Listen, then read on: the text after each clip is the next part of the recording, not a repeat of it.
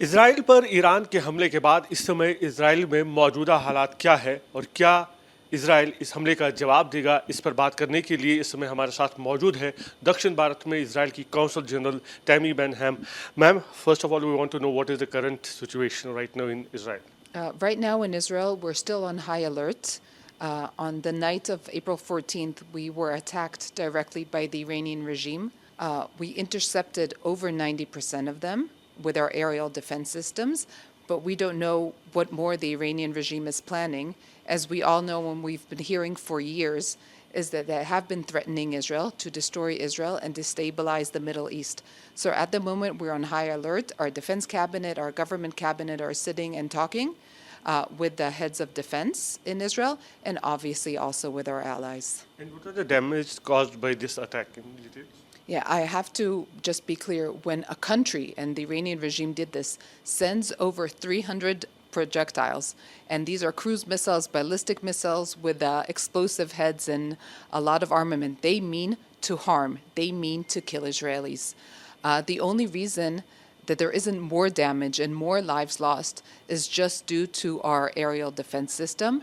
A young 7-year-old Arab-Israeli girl was injured, critically injured. She's fighting now for her life in hospital, and we can all pray for her and hope that she pulls through this. Was slight damage to an army base in the south. But again, the intent of the Iranians was to, cause a lot more damage and a lot more lives lost.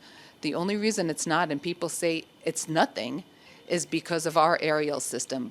But the people who intend to destroy us are still holding on to this intent. It didn't work out for them this time, but their intent is clear now to us and should be clear to everybody. And what about the aircrafts, because they have attacked the airbase? Any damage to the aircrafts?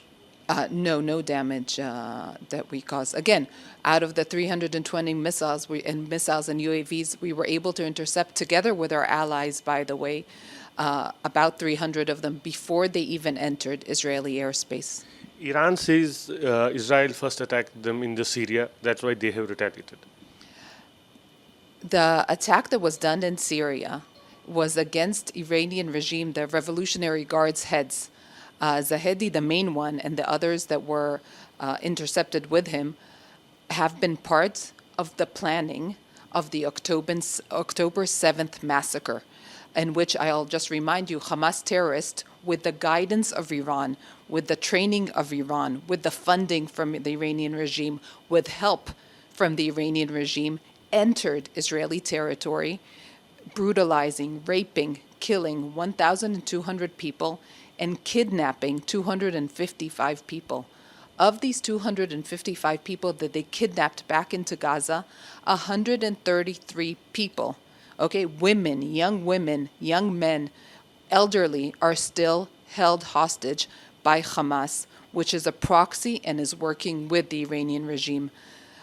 So the person who was targeted, again, whoever, it happened, he is a military head of the Iranian Revolutionary Guards. He helped plan this massacre.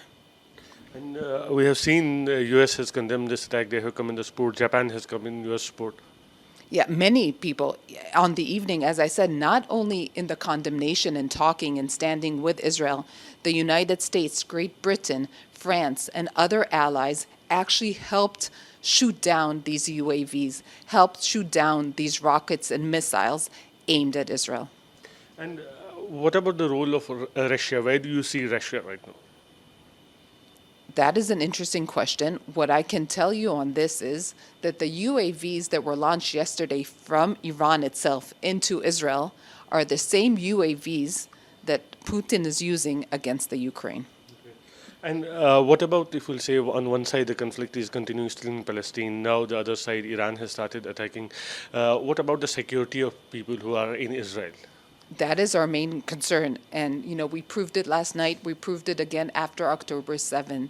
The Israeli government, the Israeli Defense Forces are doing everything they can to protect every single person within Israeli borders, whether they're Israeli or not Israeli, or people who have come to visit us or have come to work with us, like so many have from India.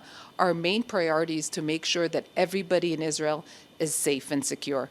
And we need to fight terrorists for it, and we need to fight against terror regimes or terror-producing regimes like the Iranian regime to make sure that our people can live securely. India has also condemned the attack. We have seen during the Palestine conflict also India had come to the support of Israel. How do you see now the relation between India and Israel? The relationship between India and Israel, not just today, has been strong, has been understanding, and both sides have been supportive of each other. And since the October 7th attack, the Indian government has condemned terrorism and has understood Israel's right, Israel's commitment to defend itself. And I think now would be the same. It's just another leg. The Iranian regime, maybe they weren't expecting Israel to fight back for 6 months. Maybe they were expecting the area to destabilize before that. When they saw that, their aims aren't happening, that Israel is still standing, that Israel is not destroyed, that the Middle East more or less is still being stabilized, they got Hezbollah into this war from Lebanon. It didn't help. They have the Houthis shooting missiles at international shipping routes, harming international trade. They've kidnapped, initially the Houthis kidnapped and bombed ships. On Saturday, the Iranian themselves took over a Portuguese boat and have taken it into Iran. They're trying to do everything they can to harm Israel and to destabilize the region. When they saw, as I said, for 6 months that it wasn't working through their proxies, they got involved directly. And are we heading towards a big war now? Because we have seen the situation for the last few months. Will Israel retaliate? I'm sure that all options are on the table. As I said previously to your question, Israel will do everything it has to do to make sure that the people and the state of Israel are safe and secure. But I think we've proven that we are the player here, the responsible player here. We are working within our government, within our defense forces, and with our allies, first and foremost, obviously, to bring our hostages back, but also to make sure that Israel is safe and secure. And this is our goal, okay? We don't have any other goals. We don't want to harm anybody. We don't want to attack. We don't want war. We need to be able to live securely. And the question you're asking, you need to ask these terrorists and these terror-sponsoring regimes who are proving every day, they're proving what they want to do. They're proving they want to get into a maybe an all-world war or regional war. I don't know what they want, but they're proving that they're not the responsible players here. We are. Thanks for speaking to News Nation. Thank you. तो Tammy Ben हैम कह रही थी कि Israel किसी पर हमला नहीं करेगा, लेकिन अपने देश को बचाने के लिए वो किसी भी हद तक जा सकते हैं। वीडियो जर्नलिस्ट मोनीश के साथ यासर मुश्ताक, न्यूज़ नेशन, बेंगलुरु।